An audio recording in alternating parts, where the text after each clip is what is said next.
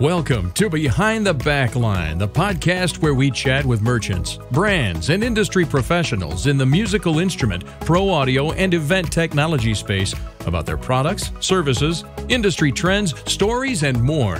Join us now as we dig into the stories behind our favorite backline gear. Welcome to episode 9 of Behind the Backline. I'm Matt Jacoby of Octave Media. Today I am speaking with Greg Burlet of Frettable. Thanks for joining me today, Greg. Yeah, it's a pleasure to be here. Thanks, Matt. Yeah, I'm looking forward to speaking a little bit more with you guys. I got a chance to talk to some of your colleagues while we were on the floor at the show in January, and just checking out your website and things about Frettable. It looks like you guys have a really awesome product, and I'm looking forward to sharing it with everybody today. So tell us a little bit about who you are. Yeah, so my background is in computing science, degrees in that field, and also a master's technology. Those degrees have been focused on the intersection of artificial intelligence and music. Basically, we train machines to learn patterns in audio signals. And then that sort of fed into Frettable. And what Frettable does is it's an app for your smartphone or tablet. You basically press a button, you record your instrument into it, and it'll run it through artificial intelligence that picks out all the notes that you played and writes out sheet music for you. And then you can share that with your bandmates and friends and people on the internet that can help you out writing songs.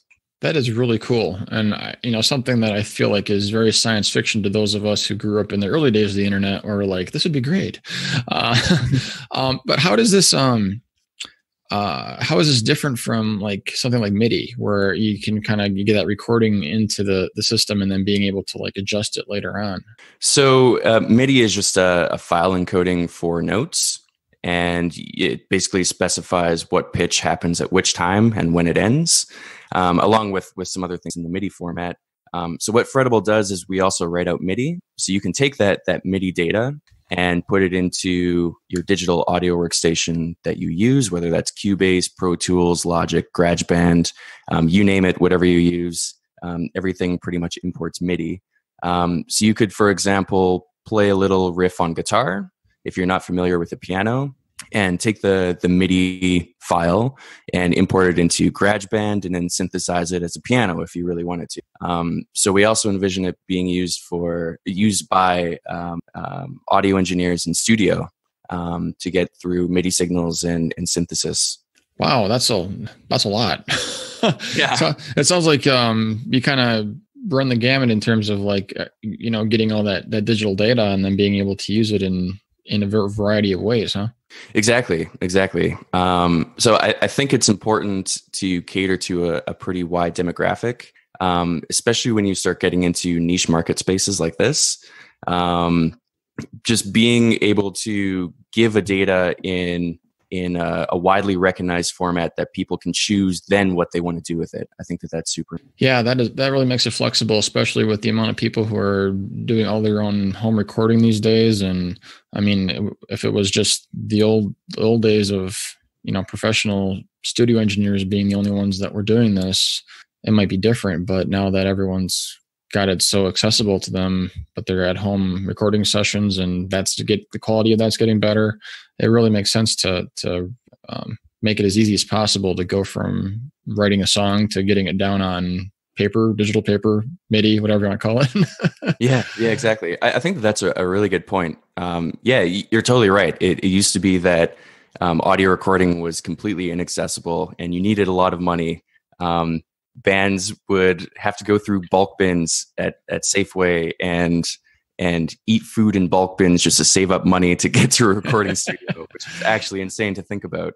And now, it's so easy. You just go buy an audio interface, plug in a mic, and start recording. A little bit more difficult for drums because you need so many different mics and snakes.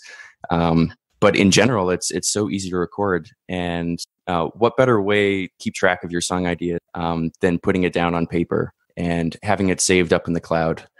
So that was sort of our motivation. Very cool. Yeah, you bring that point up about drums. Now, is this something that would work for like an electronic drum kit if it's run through the correct interfaces, or is it a little bit easier to do acoustically, or is it mainly just for instruments that have different notes?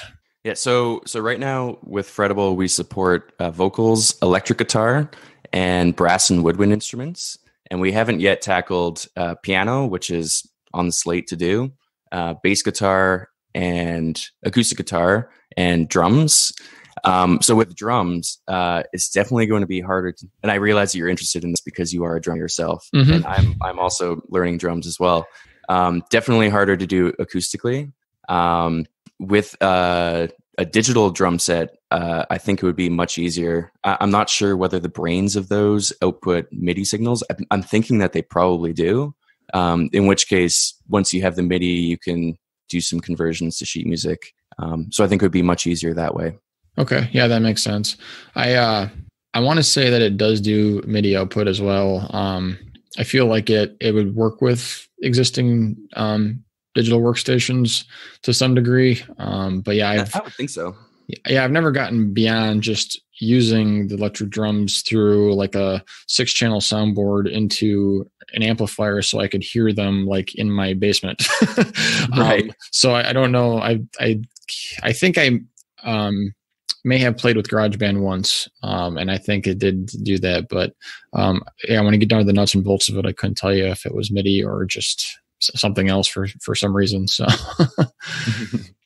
so yeah, how long has Frettable been on the market? So we actually launched at NAMM.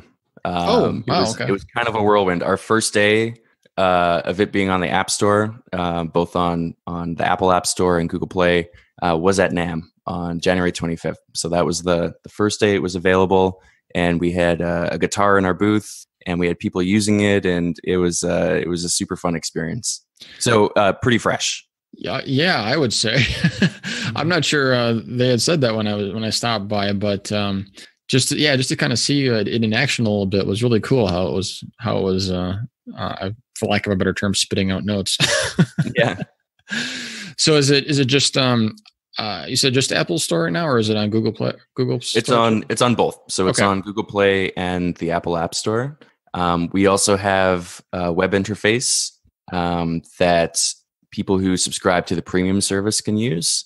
And then you can upload recordings that you already have on your computer through whatever, if you use Chrome or Firefox or Safari, you can just upload it there. And in the app, you have to record live. Okay. So does it use the device's microphone, or is there a direct input option? Yeah. So that's a really good point, because device microphones have been getting better over the years, especially with the newer iPhone models and some of the newer Android models, whatever Android phone that you have. They're getting a lot better. Some of the older devices, the microphones are pretty terrible, in which case I would recommend just plugging in a little USB microphone into your device. You can also do direct in audio interface. So something like the iRig would work. We're not sponsored by them or anything. That's just what I've used and what I've seen people use. And in that way, you can get a direct signal in. Also, if you're in a very noisy environment, if someone's doing dishes behind you and there's a whole bunch of clanking and stuff like that, the software will recognize that as note onsets, because it's like a bang of something happening. So it might mess up your transcription a little bit. So if it is noisy, either go to a quiet area or do direct in. You bring a valid point. I'm going back to my idea that the more people are recording at home, I suppose your family members could be actively cleaning the kitchen or vacuuming or something while you're trying to do this. So yeah, or your cat wants to get in on the sheet music, right? Yes, yeah, I can imagine. There's a whole bunch of fun. I know I have to send my kids out of the house when I do podcasts. Same thing. Yeah, super loud. Yeah. So what was the kind of the inspiration behind wanting to create this product? So I was in a rock band back in college. The name doesn't matter because we weren't very big. Okay. So my guitarist in my band, he moved away to Vancouver, and we still really wanted to write music together. He was just a brilliant guitarist, super, super creative. It was awesome writing music with him. And then he moved away, and we're still writing back and forth. We tried out email first. We sent MP3 recordings over email. So I'd play something, send it over to him and say, hey, do you like this idea? Where do you want to go from here? And he would listen to it, try and figure out what the heck I was playing, and send something back to me and change it up a bit or change it completely. And then I need to figure out what he was playing. And it was just this back and forth, tedious process. And it just took the fun out of writing. It was just so far removed from being in the same basement or same studio writing music together. And you could just really tell that there was a geographical barrier to collaboration. So that was the first propulsion into what I'm currently doing.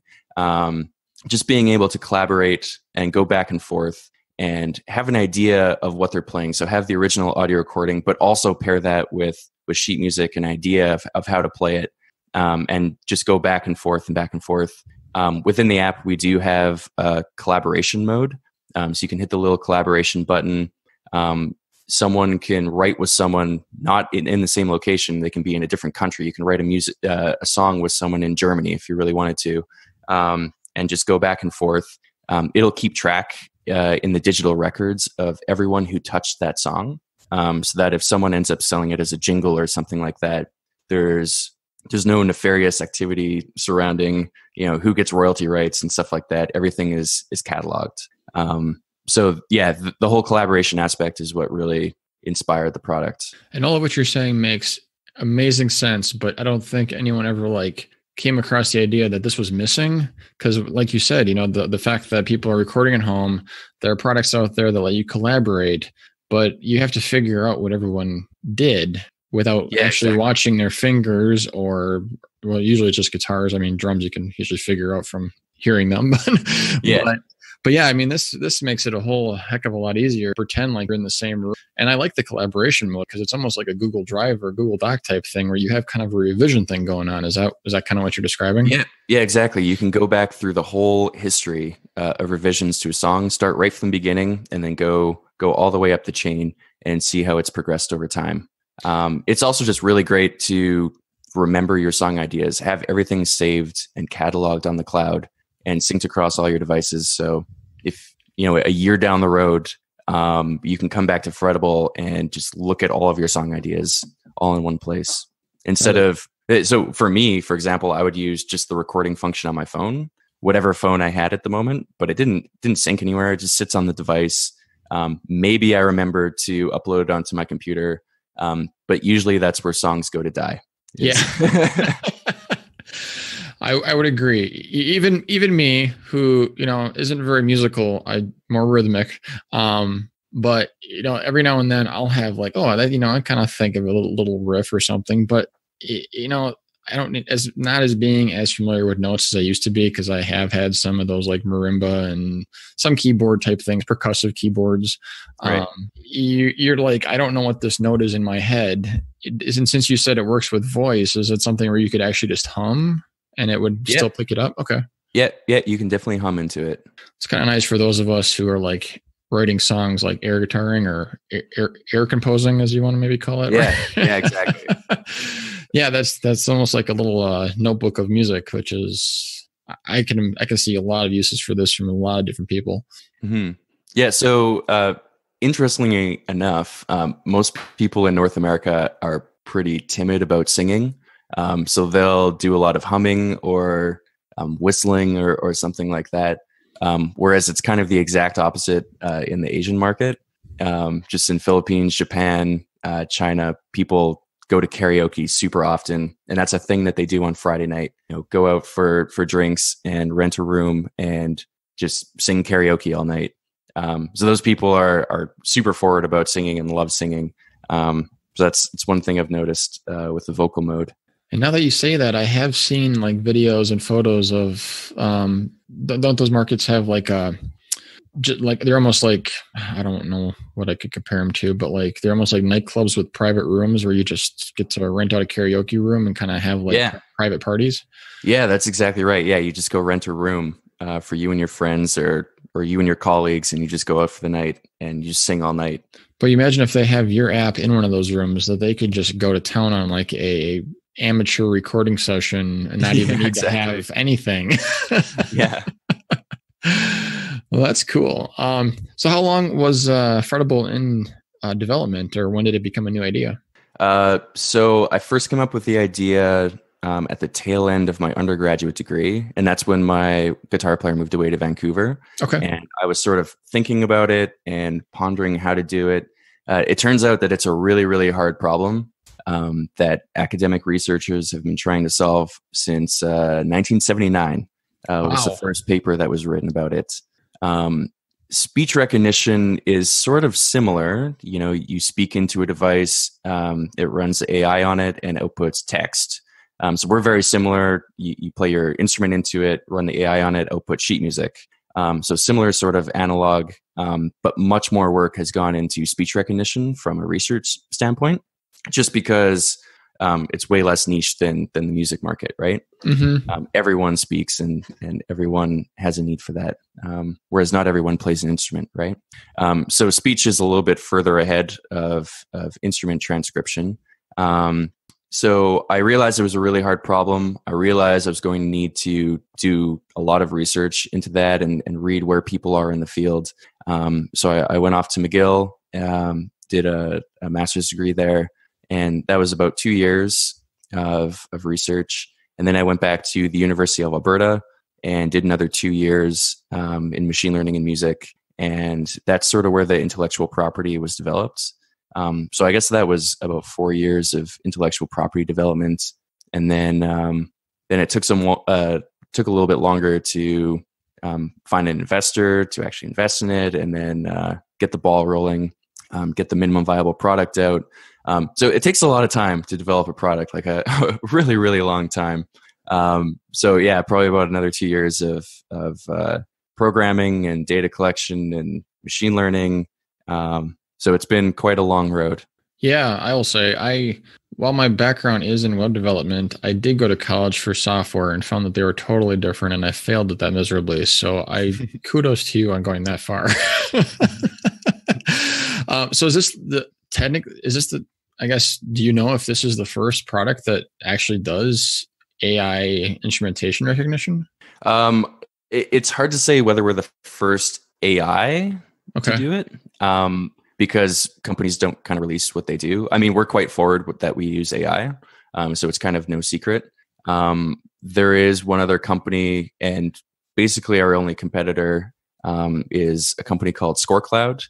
I can't exactly remember where they're based out of. I think maybe Norwegian or something further up northeast. I'm not quite sure where they're from, but they do vocal transcription. So you can sing into the device and it'll write out sheet music, but they don't do anything polyphonic, which is multiple notes at a time, that I'm aware of anyways. And I'm also not sure if they're using machine learning or not, because I can't just go ask them.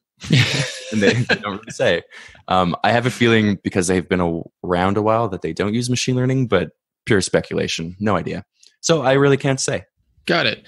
Do you think it's among the first that are publicly available with this? Yeah. So I know that we're the first polyphonic transcription for guitar that uses machine learning that I know of.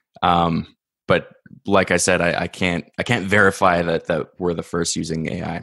Yeah, got it. Well, just usually it's like first to market wins the hey, you guys knew what you're doing argument kind of thing, versus the people who are still working on it. So that's, I mean, how does that feel?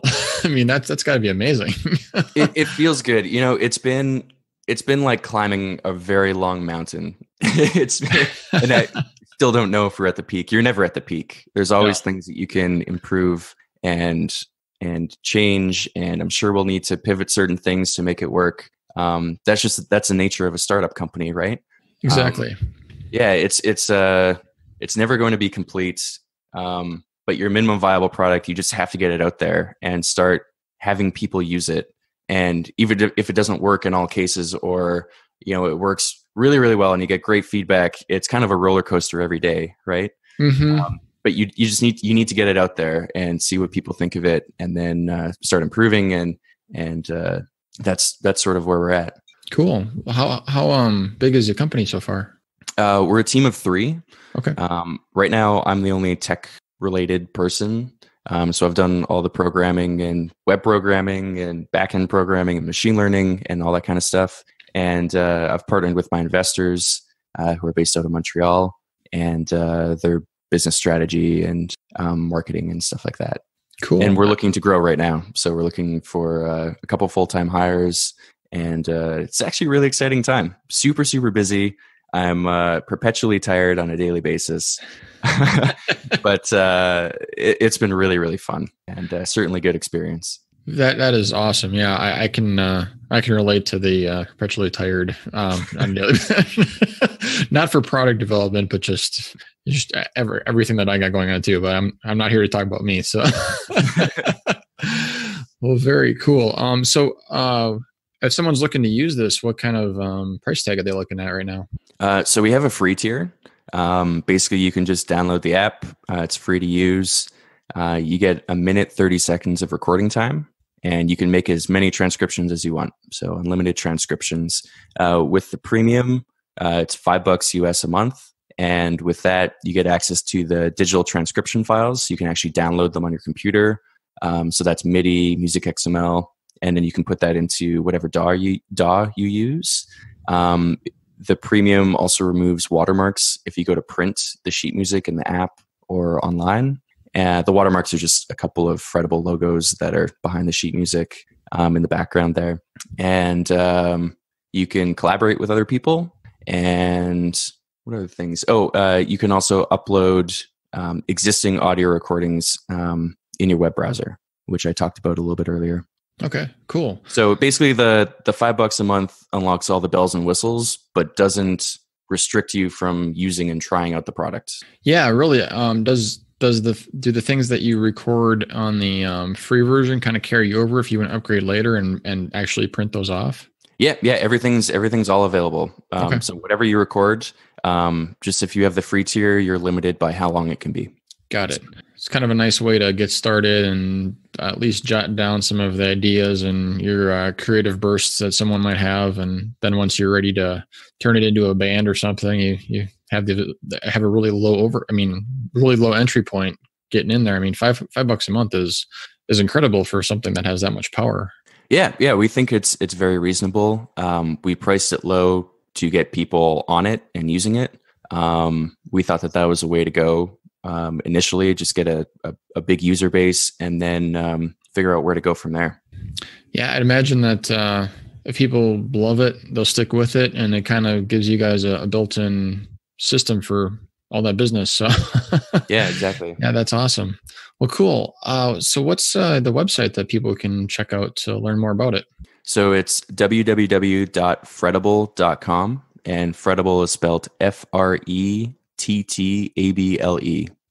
Cool. Yeah. And for a lot of people, they'd be like, oh, a new word to learn, because it's, people like making up words on the internet. Exactly. So Frettable is just a nonsense word. It's fret from a guitar fret and turned into a verb. So yeah, I could Frettable it. Perfect.